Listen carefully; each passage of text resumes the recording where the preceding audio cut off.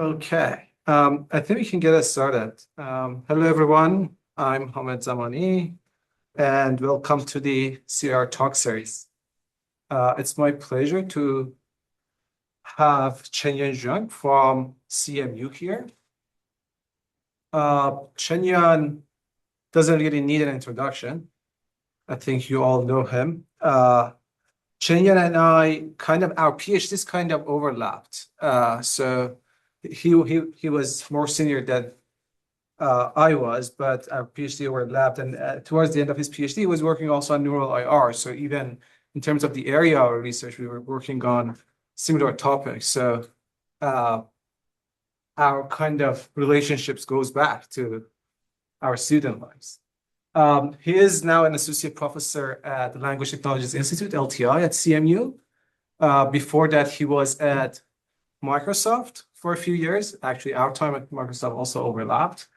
And he has done some amazing work in IR and also NLP most recently. I'm sure most of you have read papers from his lab or when he was at Microsoft. Even if not, you have seen some of his in the IR courses. At least if you have taken with me, you have seen his work on kernel pooling, the KNRM models that I teach in the IR course, and the ANCE, the hard negative sampling. So you can imagine the impact of his work on the IR community. I think I don't really need to say anything else. So without further ado, please welcome Chenyan virtually to UMass.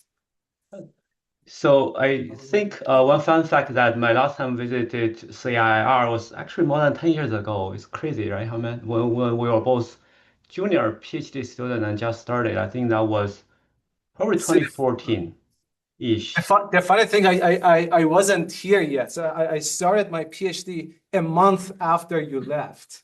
Oh. So I arrived and I realized, oh, Chenyan was here. So Yeah. we missed. Yeah, back then I barely have any publication, but I was about around the time of figuring out.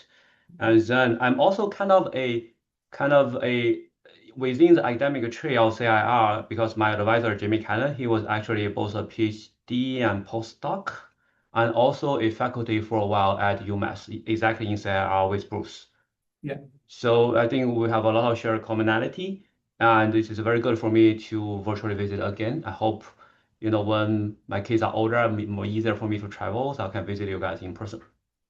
And you can see my lab really has a very broad interest in the area of foundation models, covering all the different things. And I feel my guess is that this set of the work, which I'm going to give today about LLM agents, search agents, may be more resonant with some of your ongoing work, and also certain infrastructure, services, and data you will find interesting and useful for your own work. So I picked this topic, but don't be afraid of asking me anything. We'll have free discussion time after the talk about my other research or anything or about research. I'm very happy to discuss. Don't have to restrict it to this talk. But if you interrupt me during the talk, it probably should be the question about this topic. So, okay, let's get started. So in this talk, I want to show a set of work we recently do among the agentic side, and that is really about the reasoning behavior, non-horizontal task, and more specifically with search agent or agentic search or deep research, whatever people call it now, or maybe agentic search now is a more common name, as a applications of focus and see what the different behaviors of language models have, and also the very new ways, or now it's no longer new, like 6 months old work is pretty old, that about what we found it very interesting to improve the agentic search capability. So start from some benchmarking and understanding. So we obviously now are moving towards a very specialized agent design. For example, here on the left, I use the specialized agents as an example where it is a three-bench code agents. Agentic search is also similar in a way that we have very specific tools, we have very specific information needs, we have very specific ways of doing it. But now, really, when people are using agent, we don't really restrict this. I'm using Cloud for coding, or I'm using Gemini for search. Really, we pick one of them, and then we do different tasks altogether with one agent. And many times our task with AI being better and better, our task is also kind of more complicated and mixed, right? For example, in one thing I'm doing, for example, if I'm saying, I really don't like making slides. I want Cloud to make slides for me. Pull out all the papers, find what is interesting, pull out each of the audience profile to see what they have been doing, and then pick the topics, right? So that is a lot of search, a lot of composition of things. And then I would say, generate the PowerPoint for me. Then it will be a lot of tool call. With Cloud, we'll be writing a lot of code trying to directly using the PowerPoint APIs to do it. So naturally, many of these things is kind of general that multiple different domains and tasks now really don't have the boundary between each other.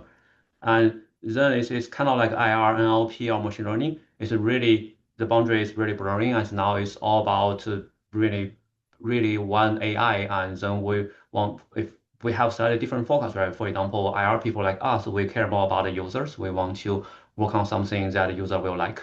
But the technology is kind of really merging with each other. So it's a way of we are implementing them. And then, so this is one of the illustrations that my student draw. You can see that this is kind of one have the agents, OMI agents or general agents. Then it have maybe all the different clients, different routers, and it can, work with different tools, different other agents to really working on different tasks. And then as we're moving from this more general agentic view, we can see that the current model now is not really as strong when it is facing these more general tasks or without knowing what specific domain it is shooting for. You can see for many of them, the blue dot is when it is used for a specific domain in the sense that the model know what it is working on. For example, this is Sweetbench, and then Queen know this is Sweetbench. Then it works pretty well. And then when merging together, I say without knowing what is the target task, there's still a huge drop in the model's performance. So this is one interesting observation, but probably not surprising to you. Sweetbench, for example, is probably a 5 points improvement on Sweetbench means $100 billion of the valuation of the company. So people knows how to make the number pretty high. But when put better into test, then it is not as clear whether the models really can generalize through different tools, different tasks. Only one exception you can see in this figure, which is actually very interesting to me, is cloud. Sonnet, Haku, all really have probably the lowest drop among the different tasks to show that they actually is very, very generalizable across different tool usage.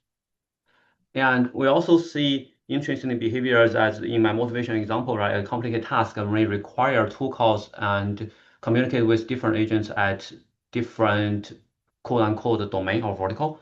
We can see that in this example, it was search doing for a new tools from MCP library, and then call search in the middle. So we see that it's combinations of different verticals or different sub verticals altogether that really can have the potentials to make it better serve the user's need. And then what is more interesting is actually the scaling behavior of the general agents. So we all see that many times this test time scaling has been a very hot topic, and with reasoning, multiple tool calls, and maybe reflection, and now furthermore with continual learning, we all have the expectation that with more and more compute being used as test time, then the model will be able to work better and better. And I think last year some company or people also call it as a new way of scaling, whether with the goal of selling more APIs, selling more GPUs or TPUs, or as a ways to really believe this is a new technology frontier where we don't know. But that being said, many people has, including us, has explored several different ways of doing test time scaling. We kind of can view them into two categories. One is a parallel scaling, where we kind of simple K trajectories for each query, and then really trying to have the models pick which one is the best. And this is kind of similar with the DeepSync mode for Gemini that they did for the IMO golden medal. And then there is a sequential scaling where it is we want to have the model being able to keep using more tokens to generate longer and longer reasoning traces, or maybe even go back and do some context management and then further pushing the frontier. But when we actually pushing the model into the use, we can see it's actually not exactly that using more compute or in the testing time or using more tokens is necessarily leading to a better performance. In fact, on the sequential scaling parts, actually looking at the lower part first, is where you can see the model when we give it, so let's pick DeepSeek as one example. So this in fact is the sparse attention using retrieval attention, or they call DeepSeek sparse attention, which is essentially one type of ANN search in the KV cache space. Where you can see that if we give it more context, obviously will start to be improving. That is expected. But if we say, you could use more computing budget at test time, try to use more tokens and reasoning about the task, the model actually starts to drop the performance. And this is actually, or actually at least the plateaus.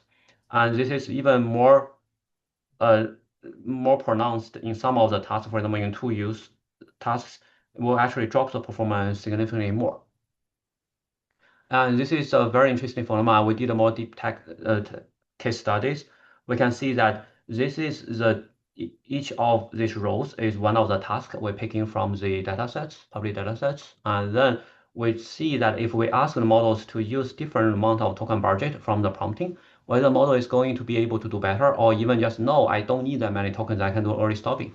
We can see that it's kind of like a very interesting to have a U-shaped behavior where sometimes people, or actually many times the model starts to be very successful, and then if we say use 96K tokens instead of 80, but then the model actually overthinks and starts to fail the task, which is actually quite interesting.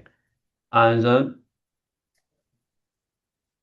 we kind of consider this as the inherent turning point for the task, where when the model for each different task, each model has a kind of internal needs to use the tokens to be able to naturally solve that task. And when we give the model fewer budget, that doesn't meet the quota. Obviously, more and more tokens will be helpful because model needs more. But then if we say try to use more and make it better, right now, even the frontier model doesn't have that capability to be able to leverage more tokens and making it better. So instead of say test time scaling, this is almost like they just need some reasoning budget. If we give them this budget, naturally they will be better. But anything more than that actually hurts the performance.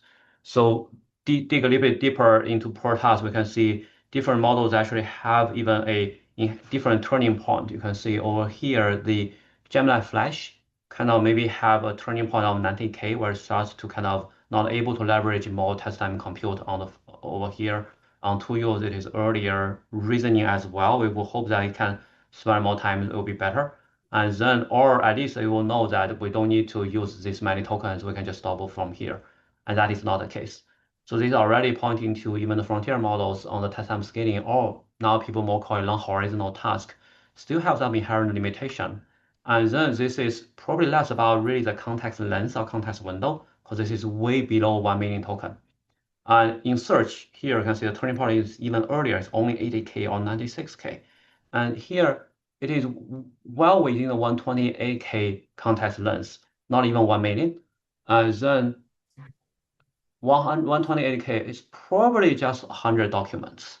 So you can see that even on the agentic search, there's a long way to go for the models to be able to use this long trajectory of thinking and tool core and contexts and be able to make the model performs better. And then if we look at the other way of scaling, a parallel scaling, in a way that instead of sampling only one trajectory, we'll ask the model to sample maybe 8 or 16. So this is a well-known fact that if we increase the number of trajectory we do, say this is pass-IK from 1 to 4, there's obviously a higher likelihood of the correct trajectory will be in the top 4 than compared to the top 1, right? This is like required 1 versus required 4. It will be better. But then there's another factor here, right? Either we have a human beings to pick from the 4, kind of like in the search without page, which is okay. But when we're actually doing this, we probably many times we also require LLMs to pick which of these top 4 is the one the model needs to be actually generated in the end. And then in that case, if we actually have the model itself to do the picking instead of human beings here, there is a huge drop in terms of performance of, so this is really pass IK. And this can be viewed as a re-ranking of using the model itself as a verifier to re-rank the top 4 and to see what its pass I1 will be. We can see there is a huge gap, even with the model as self-verification, or even a stronger model like GPT, bigger GPT models to do it, to do the re-ranking. There's also a big gap between the upper bound just from the ranking and actually what we're able to achieve. And sometimes using another model to do the digital prompting as the re-ranker will actually drop the performance. So the conclusion, I think the takeaway of this very observation really is that even on the test time scaling or long horizontal task, the model's core intelligence or capabilities is still not there. Where if we want the test time scaling is here, whether we give the model longer and longer horizons and more tokens for them to use, even for the same, actually nowadays relatively simpler tasks, the model will not be able to leverage the more tokens to be able to push for test time scaling. And on another frontier, whether it is just having as a self-verification, you always own top K rollout trajectories, there is also a pretty huge gap. So you can see that there is even the generalization verification gap obviously is there, but even the model self-verification capabilities needs a lot of improvement. But training a real-world model was actually one of the more difficult part in industry as well. But that is many times nuanced, and you can see that we are doing much better in verifiable tasks compared to search, where it is not as verifiable except short tasks. And here I think it's a more bigger problem. It leads to a lot of rooms for us to do, for example, in context management, in true longer horizontal capability, and maybe in a more controlled ways for models to know that how many tokens they have in terms of inference at test time scaling, and then be able to draft a plan to actually using corresponding number of budgets. So those are all many potential new research projects for all of you. Moving forward to maybe zoom in to something more relevant to us in a way that on the agentic search and deep research front, because then here I want to talk about several of the infrastructure work that we have done in this more like a long horizontal task agentic search front that hopefully you will feel useful for your own research. So one of the distractions that maybe me now as an old IR guy that will say that if you are doing your research using Google's output, you really don't know whether you are making progress because maybe the things you have done is already by done in the production system. For example, I have seen many years ago that people using Google's Top K to do natural questions, and obviously they have that information already embedded in their system. And on the other hand, the reproducibility for real scientific progress is also not there, right? Because you don't know what's happening in the black box, and that black box is often changing. Today you call Google, it is like this, and a month later it will be very different, and you don't know. So one of the things we recently have done, and it's also very expensive, right? SERP is pretty expensive, and being closed its API for research usage is only serving a few enterprise customer, which I cannot call names. And then the Google part, you can see it's public info that Google is actually suing SERP for illegally crawling Google's content. There is also that legal battle comes in. And then what we have done here at CMU, this is really follow my advisor's expertise, is to provide a more free and reproducible search API that for really the research communities to use for free and also at large scale. So instead of crawling Google, then we actually have a fixed, static, and reproducible, and transparent as well. You know what the corpus is, you know what the documents over CoolWeb and FunWeb, and also what the embedding model is. You can reproduce it with our APIs or on your end as well. So more specifically, this is the ones we used. So we use the mean CPM embedding, which me and my student trained several years ago. This is a light version that was pretty good. It can be better, but I would say it's good enough. And then we did a state-of-the-art SSD-based ANN search. So for those who don't know ANN search, this is kind of like the inverted index for dense retrieval, where we do the embedding, we do the fast retrieval in the embedding space.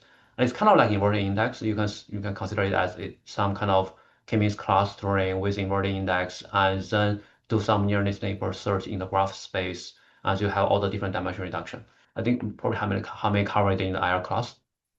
And see that the performance of the AN recall can be pretty good if you took that as deep as 50 as 500 retrieved documents. The AN recall is pretty good.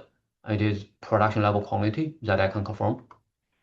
And then this will also support all the different usage. For example, you can use this as kind of like a APIs instead of the SERP for you to train your agentic search model. So in comparison, if you do heavily, it'll be $5,000 just for one training run. And if you do it with Super, which now is being sued for illegally crawling Google or without consent, it's also very expensive. But if you're using our API, it will be free and you know what you are getting. And you could also use it to do the train query generation. So because you know now the whole universe, you can do all the different ways of connecting the multi-hop documents together, do a, for example, hop QA style generation of for short answers that is very verifiable. Or you could do a multi-document summarization within this environment and then do a long report style deep research training data or evaluation even. And so this is kind of one of the examples that all the search that is needed through this process that is from ChatGPT. And well, bunch of different demonstrations. We probably don't need to go to detail of them. All we can prove now is that training with this transparent API was actually as good as sometimes training on the server, and with the reproducibility and the transparency and free.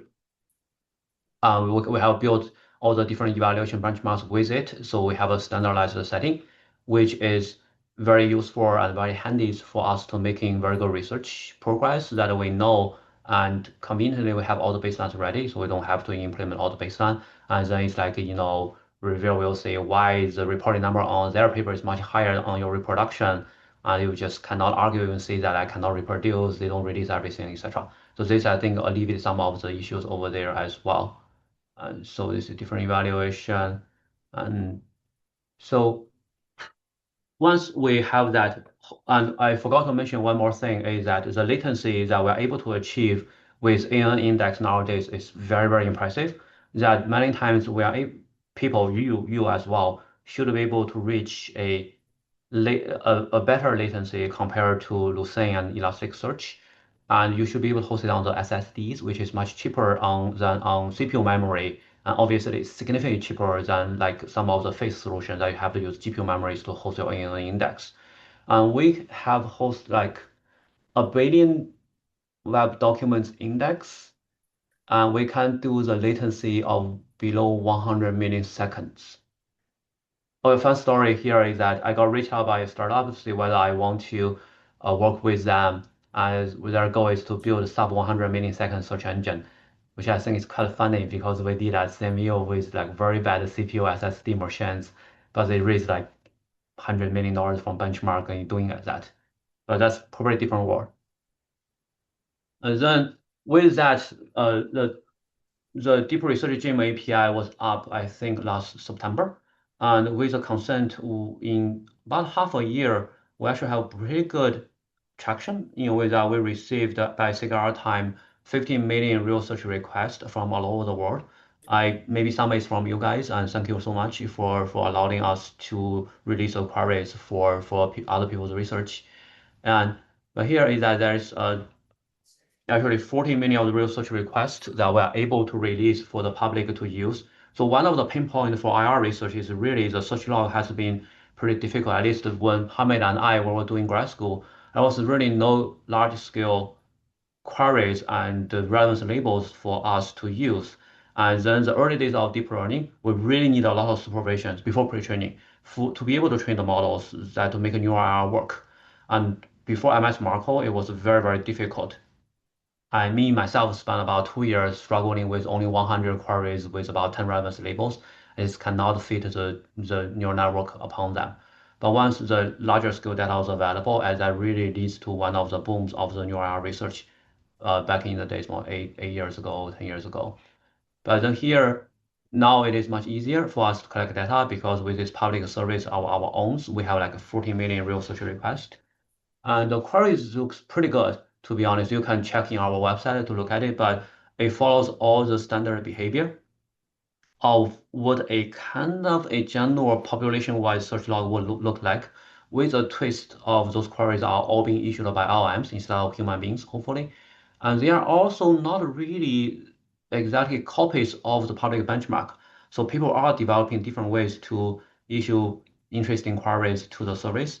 Probably some of the data mining work can be done over there as well. And there is a pretty healthy session length. You can see like 3 queries and so many of the 5 length sessions. And the queries, the different queries have some gaps. So the LM is issuing query, doing something, and issuing another query, etc. So in total, we have about 4 million sessions for you to use in your research. And those are some of the trajectories. So the search session understanding was a very big topic for user queries. Now with LMs, it's also pretty interesting. You can see we see very some kind of query like declarative, this kind of like informative queries, just asking specific questions, concepts, and then have some how-to style things. And then there are actually a lot of more reasoning queries. So this is a little bit slightly different than the older search engines queries before in the days where the search engines was not very good, then people users don't really issue that much. And then the trajectory level, you can see there is a also pretty interesting. You can see there are specialization. So you start from the LM actually agents start from more general queries and then move on to something more specific. You see from the climate data to a specific year and asking for a specific angle of the climate. And then there is exploration, searching for parallel things, different perspective about same entity. And the generalization is actually pretty interesting. This is not as common in, for example, Bing search engine, search log, where a human user probably often search for something more general and then zoom in. But we see in LLMs, it tends to issue something pretty specific and then go back. So this is a very uncommon behavior. You could see this is by design, or this is maybe more like a incapabilities of the search agents to be able to form a very, very informative search trajectory. The repetition is also kind of like the case where could be the problem of the LM agent not be able to find similar things, or it could just be our search API was not very good for the first query, doesn't really find the results, and then the agent has to issue something different. And then this is some of more detailed example. You can see at a session level, there are some different trying behaviors of the search agents, where you can see in this one, I start from some generalization and kind of feel like maybe, oh, if it's wrong, I have to go to something more specialized, and then kind of get frustrated to some extent and trying to repeat the similar queries at different paraphrasing, and then go back to the previous one. So disclaimer, I don't know which LM is behind this one, but this is a pretty common behavior, even probably in our own search engines, agentic search construction. And then there is kind of reset, refine, etc. So seeing this kind of long horizontal task, language model is not really kind of human capability in a way that they're still making mistakes. They kind of sometimes they start somewhere and then have to make some rollback for different recovery, etc. So, how many so far do you think there is any questions? We can pause and maybe for a few questions about the thing so far. Any question from audience here? James. I'm just curious, in this thing you built and deployed, Mhm.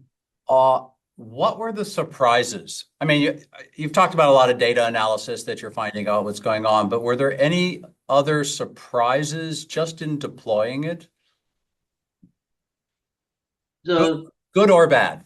One of the good surprise is that I did this a lot in industry, and it was always feel like very much doable. I have worked with trillions of web pages, but then when I actually nail down the number, I feel it is very much doable in our Samuel cluster, actually Jimmy's cluster, right, the Boston cluster, which was pretty old and very cheap SSD machines.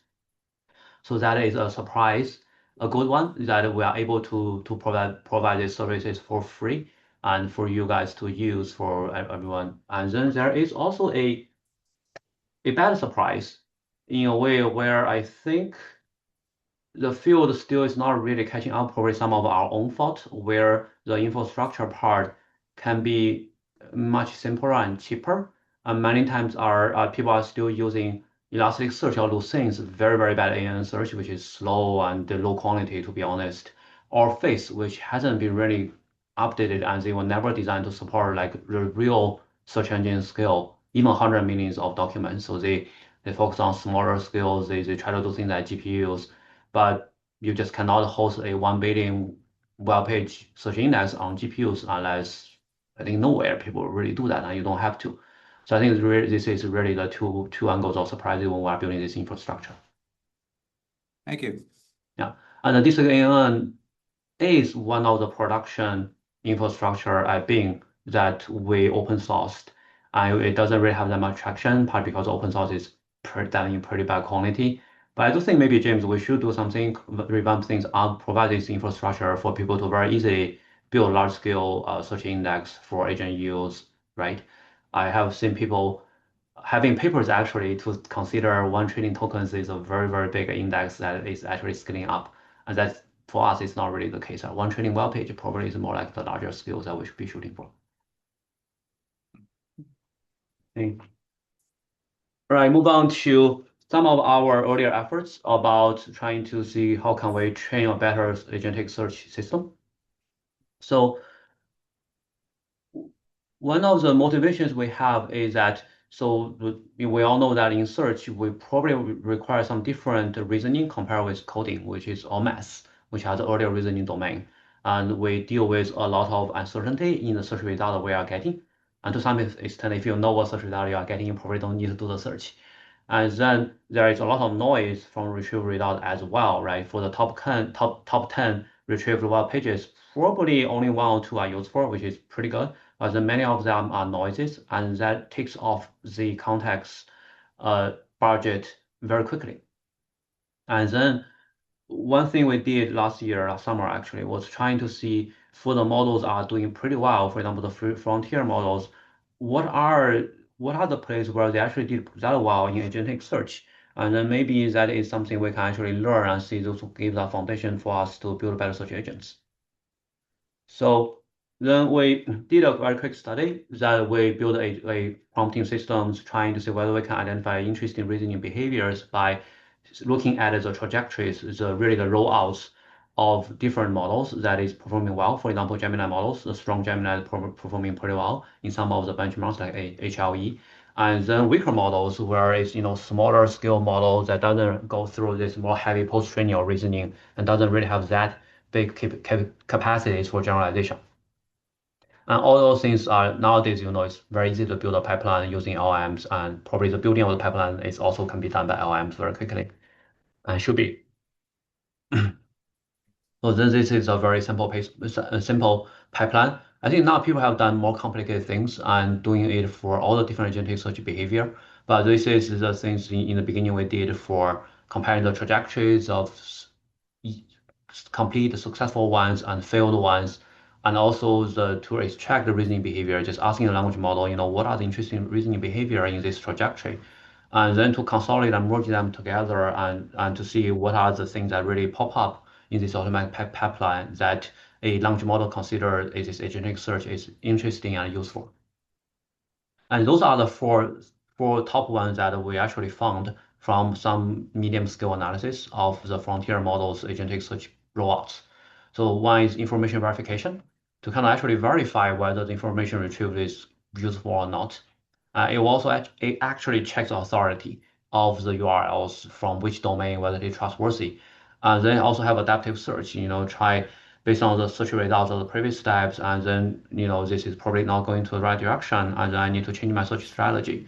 And the model do sometimes have some error recovery behavior in a way that it kind of stuck somewhere. It kind of, oh, maybe I have to start from the beginning or a previous step and roll back, etc. And then we can calculate the behavioral frequency among, which these Gemini models have, this behavior in this fraction of the trajectories. And in the comparison, we actually can see that's a very strong correlation.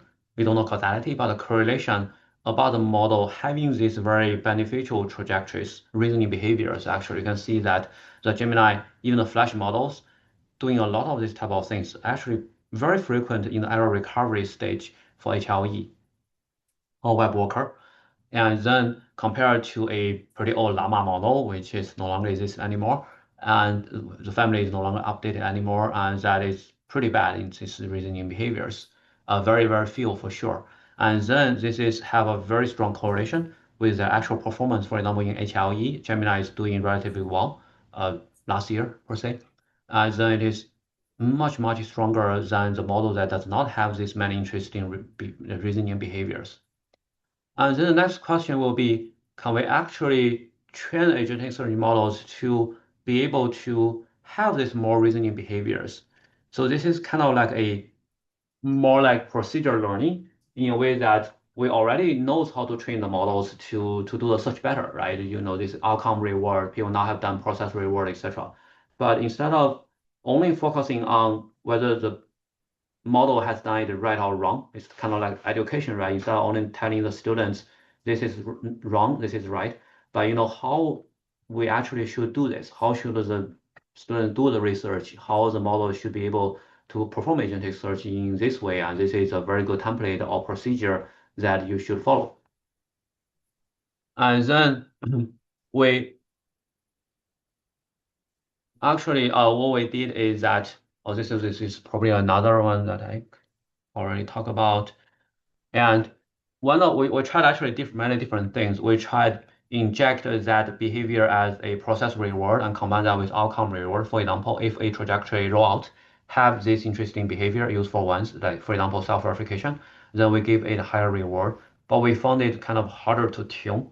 One of my suspicion is a credit assignment problem. Right now, back in the days, at least us and people are still using the process reward in combination with outcome reward. And if you write down the GRPO derivation, you can see that then the outcome reward was evenly spread to every token and then go back with a gradient.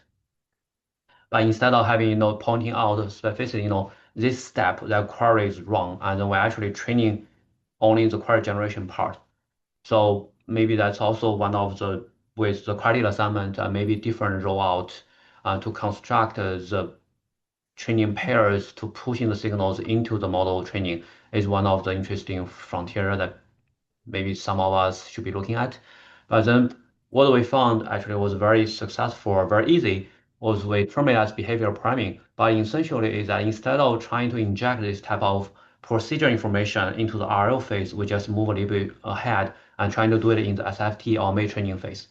Essentially, when we are doing the SFT part, we curated synthetic data or the distillation data where from a stronger models or a more like agentic prompt, very heavily engineered agentic pipeline, where it has a higher successful rate and more importantly, have the more interesting trajectories that have the example behaviors we want models to be able to learn. And then we just use SFT data on them as SFT data and train SFT on it.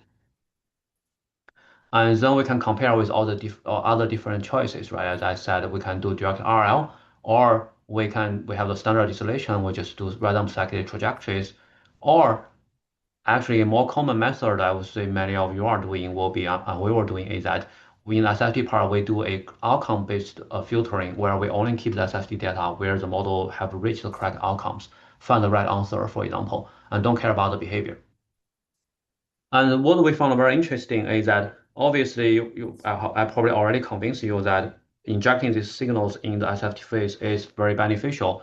But really a surprising observation is over here that if we all have the same SFT phase using data from the same teacher, but one will only keep the correct trajectory, and the other one we actually just we don't care about the outcome, but we just care about whether that trajectory has the right behavior. And then if it's only after SFT, the model actually obviously is not performing as well because it has some even noisier training data where the outcome is wrong. But if we start from this checkpoint and then to RL, the model in fact will be able to perform much better compared to the SFT only using correct outcome without thinking about the procedure. So to echo James' question, this is probably one of the surprises we found when doing this work. And this is a more detailed digging of the study. where you can see that if we do the behavior prime only with incorrect readouts, and we can see that obviously it hurts the model performance after SFT. But many of this gap was kind of be able to be recovered through the RL phase, where using outcome reward, we are able to elevate the model that is behavior primed with only failed trajectories to perform okay. And this also, furthermore, you can say it improves the pass-IK and have some more like exploration behavior over there from the beginning, and entropy is much higher. But this was actually one of the observations that motivates really a new thinking about what is the role of the main training SFT phase and what is the role of the RL phase. And one of the suspicions or assumptions we have is that really the main training SFT is where we give the model a very good prior, where we want to have more like a general distributions trying to fill the space and kind of almost like pre-training, like that we get the model ready for actually performing the task. But we want to be more general and more broad, and don't really need to care that much about correctness.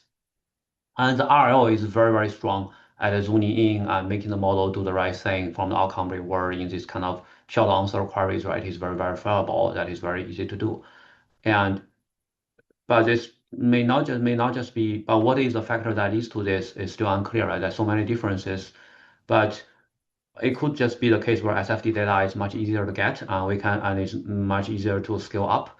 And then the distributions we are getting is kind of more connected and more like in a good manifold, where in the RL, at least in the lab scale, we are actually zooming in some smaller regions in the space, where now it is still more like a sharpening or some composition of the behaviors together, rather than a fully scale up pre-training per se, where we can actually cover the whole distribution much better.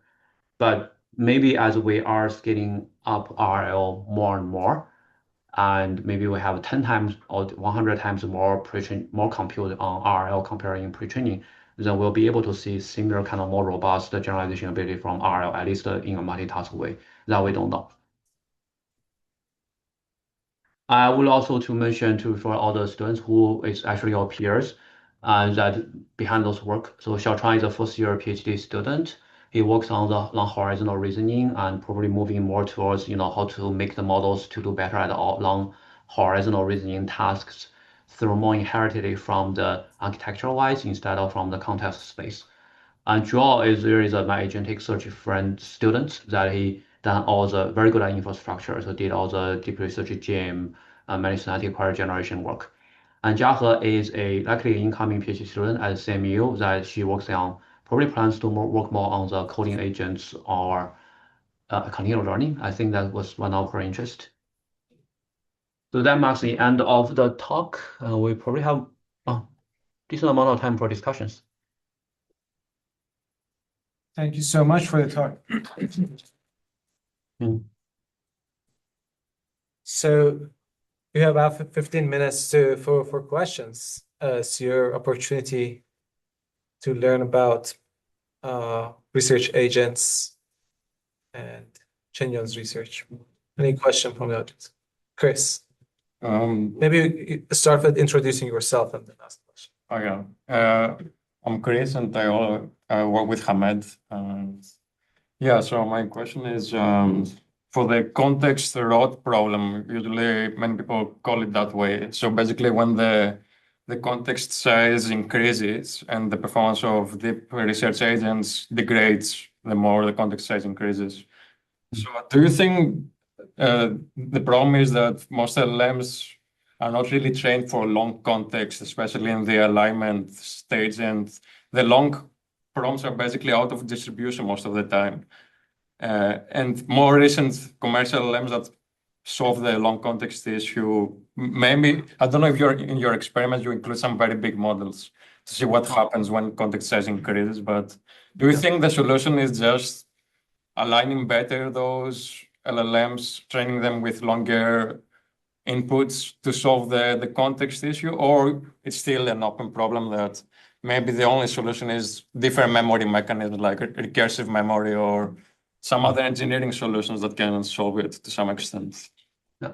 So all the experiments you see are actually the frontier models. Majority of them are the very expensive APIs that we call like tens of thousands of dollars, which I don't want to really think about how much it is. And so yeah, those are the frontier models behavior. And so I want to actually make the distinction between long context and long horizon. So we kind of to make it very, at least for the long context, before people really talk more about needle in the hack or maybe a longer input for the model to be able to do retrieval within it.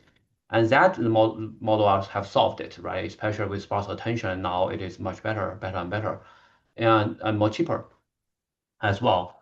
But when we want models to be able to perform more complicated tasks, reasoning through different things, and maybe go back, I feel it is still inherent problem of the model intelligence capability. And if we put it that way, if you think about how long context model are trained, it is still a next token prediction, right? But on longer documents, on PDFs, on textbooks, on books, whether they use legally or illegally, they train on it. But there are not many of at least existing longer horizon training task or data that scale up for the model to really push the models to have that capabilities at the training stage. We could also make the argument, if it's only doing RL, we can do a very, very long horizontal task. For example, we can construct coding environment, a very complicated task, or cloud code is using your data to train their model. It is pretty long. But RL is pretty efficient, right? The flop usability per signal is probably like 100, 1,000 times more expensive, and then obtaining that skill is very difficult. But if we do next token prediction, how many next token prediction really requires this such long horizontal capability? So that we don't know. Right now, the mitigation we have seen people are doing is, as you said, memory or context management. That when it's too long, for example, dump them into a file system and then do more like a rag style or do a summary at the context space. I feel that is a okay banded solution that people should be using it. But whether we can actually solve it in a way where the model inherently is be able to have these memory mechanisms, be able to have the so-called long horizontal capabilities to planning, break things down, roll back, I feel that is still pretty open and unclear to me at least. What's up? I have a question. Hello, I'm Moselle. I'm an incoming PhD student. And my question was, when you were analyzing the good behaviors of research agents, did you observe which behaviors which behaviors are more likely to lead to correct outcomes? And did this influence any reward decisions during the reinforcement learning? Yes, so the ones at least over here are the ones that the language model pipeline is able to identify that actually correlates pretty well with outcomes. And there are obviously failure modes where it just issue wrong queries, etc., that leads to bad outcomes. So yes, so then you can imagine it can be a manual workflow or it can now become a auto research workflow. You do a self-analysis, those are good things. And then you have the model now cooks more data instead of students, and then using that to train the model, etc., having that loop. What I actually don't know, probably harder to get understanding from academia without having the skill is that where this behavior really comes from. Are they coming from the pre-training and mid-training where there are a lot of such data on the internet already, or certain things emerges just through RLVR. You push it very, very hardly, suddenly you have a turning point that it have this behavior that before it doesn't have. Right now, it is very unclear. And if you read the rebuttal of the DeepSeek R1 paper from, I think Science, they released all the rebuttal, right? One of the reviewer, which me highly suspect is a PhD student of LTI.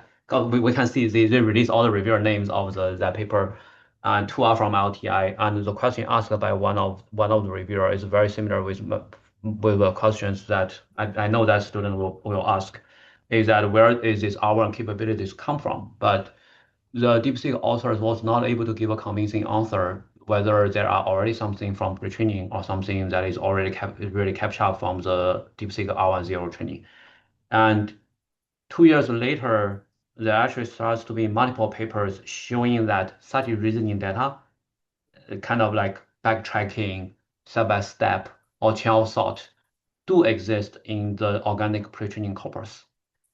There are many fun web pages have this kind of reasoning steps. I think Yejen has a paper, very easy to memorize name as Yejen's paper always do, is the Golden Goose one. They actually do a pipeline of just changing the format of the organic web pages and construct very good reasoning step-by-step data so this kind of like synthetic, but it's really only changing the format instead of the knowledge of semantics. And that source already elevates the model reasoning behavior a lot.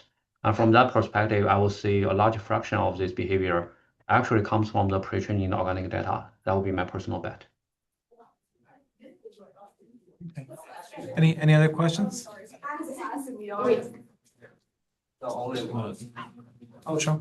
So my name is Hao Shen. I'm a postdoc at Hamid lab. So my question for the last part of the talk. So do you know like your method is improving the diversity, like improving the path at the end, or your method is improving the make RL easier to find the correct path? I skipped the last slide. It does improve the path-IK because this is in the SFT phase. But it's kind of in distillation in a way that you would expect to improve the path-IK. Got you. So it's more like improving the diversity in the model. It improves the path-IK. Whether improve path-IK is done by diversity or not, it's hard to tell. But it's not explicitly. Oh, it does improve the entropy a little bit. So it does improve the diversity from that perspective. Yes. Okay, thank you. Yeah. And in our RL phase, we mostly see sharpening, and for agentic search maybe less so. For some other tasks, it does also have another factor of composition, in a way that it kind of can hook different tool calls, different reasoning behaviors together longer and longer, in a way that it can go long and long and have maybe more and more reasoning steps. Those two other factors we do see are very able to get from RL, but the path-IK improvement is very difficult. Maybe we don't need to. That'll be a different debate. Yeah. Thank you. So this is Hamed again. I have a question about your DeepResearchGym work. So I noticed that you presented some statistics about the number of sessions. So I imagine that you have session IDs in that work. So the first question is, do you look, when you do retrieval, do you look at queries independently, or do you consider the session? So we did a similar typical session segmentation because we know the IP or the keys later. So we know which users it comes from. And then session behavior is not that popular, right? It's not like 100 different elements hitting at the same time. So 40 million queries is a lot, but it's a million a month. So it's about like 30K a day. So it's pretty different. And then we do a typical segmentation by time, and that often work good enough. So many times we look at them as session level. Yes. Okay. So a follow-up question, which is a little bit of open-ended, is we have been doing a lot of session search for, let's say, the web, by looking at, for example, how the users reformulate their queries and so on and so forth. How do you think that doing session search for agents would be different, or would it be different? It's a very interesting question. I never thought about it. So because I was like too traumatized by the PI data we have to work through to get the sessions out, right? Well, in the conversational search track was impossible. So I have to manually write all the conversational search track queries. Yeah, if you use a conversational search track queries, all the queries are majority of them manually written by me. So and which is not very fun and very tedious, and I hate that type of work. So I would say it's definitely different. It's different in several ways. So one is that the behavior of user search and language model search, agent search is very different, that we know. And two is that I would also think that before, me, Hamed, we don't have the control of the user, right? We cannot have I cannot have Hamed you here and tell you what you should do. I cannot train you to do the session search correctly. But with agentic search, I feel it gave us a very good opportunity. Now we have control on both sides. So I would say it provides also an opportunity where how the session is formed is also within our control. So I would say it kind of opens a new research where we can train how the agent does the search and how the search engines for agent actually satisfy that. So now it becomes more like a joint optimization. And then maybe certain things is better done on this side and certain things better done on the other side. But I don't think it provides many new avenues for us to make the system much better. Does that make sense? Yeah, absolutely. I do agree with you. Yeah. Although I'm not working on it myself, but I do think people should work on it. It could make the system much better. Yeah. Sure. Any last minute questions, either online or here? Okay, so let's thank Chenyan one last time. Thank you. Thank you so much. And please join the other Zoom link for the meetings. It will take us probably a few minutes to go upstairs and set up. Okay? Yep. See you soon. Do that.